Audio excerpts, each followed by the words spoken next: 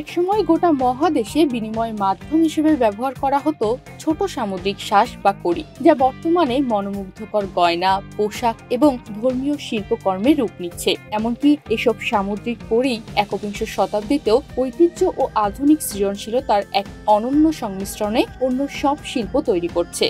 তারই একটি রূপ আফ্রিকার বামেন্ডার ব্যস্ত বাজারে দেখা যায়। এই বাজারে বামেন্ডার শিল্পীরা আফ্রিকার প্রাচীনতম কাউরি শ্বাসের মুদ্রার একটি নতুন প্রাণ দিচ্ছেন। দক্ষ কারিগররা কাউরি শ্বাস সুচারুভাবে পোশাক ও বিভিন্ন উপকরণে সেলাই করেন, আর তাদের চমৎকার কাজের রঙিন প্রদর্শনী ঘিরে এক প্রাণবন্ত পরিবেশ তৈরি হয় বাজারে। এ নিয়ে কাউরি শ্বাস নির্মাতা স্কাউট এন্ডাকওয়ে বলেন, প্রথম দিকে কাউরি ছিল শুধুমাত্র বিনিময়ের মাধ্যম। একসময় এগুলো অর্থ হিসেবে ব্যবহৃত হতো, তবে মুদ্রার বিবর্তনের সঙ্গে সঙ্গে কাউরি এখন পোশাক ও ঐতিহ্যবাহী অলংকার তৈরির কাজেও ব্যবহার করা হচ্ছে।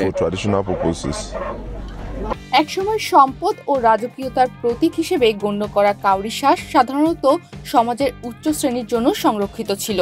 কিছু অঞ্চলে এগুলো ব্যবহার করার জন্য এখনো স্থানীয় প্রধানদের অনুমতি নিতে হয়, আর অপব্যবহার করলে জরিমানার মুখোমুখি হতে হয়। তবে আধুনিকীকরণের ফলে কাউরি এখন আরো সহজলভ্য হয়ে উঠেছে। মূলত কাউরি শ্বাস বা কড়ি ঐতিহ্যবাহী অনুষ্ঠানের জন্য অত্যন্ত মূল্যবান হলেও বর্তমানে চীন থেকে আমদানি করা কৃত্রিম সংস্করণগুলো ফ্যাশন ও শিল্পকর্মে ব্যাপকভাবে ব্যবহৃত হচ্ছে। এ বিষয়ে আরেক শিল্পী গনসে আইজাহ ববগা বলেন, মূল কাউরি মূলত রাজবংশীয়দের ব্যবহারের জন্য তৈরি করা হয়, আর কৃত্রিম কাউরি সাধারণ মানুষ থেকে শুরু করে সবাই ব্যবহার করতে পারে। গ্রামাঞ্চলে শুধুমাত্র প্রধান বা তার পরিবারের সদস্যরাই মূল কাউরি পড়তে পারেন, তবে শহরে সবাই অনায়াসে নকল কড়ি সংস্করণ করে ব্যবহার করতে পারেন। মুদ্রা থেকে সাংস্কৃতিক শিল্পকর্মে রূপান্তরিত হয়ে কাউরি শ্বাস ক্যামেরুনিয়ান সমাজে তার দীর্ঘস্থায়ী গুরুত্ব ধরে রেখেছে।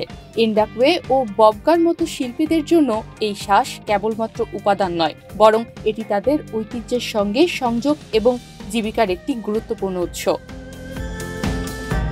তনিমা রহমান, বাংলাদেশ প্রতিদিন।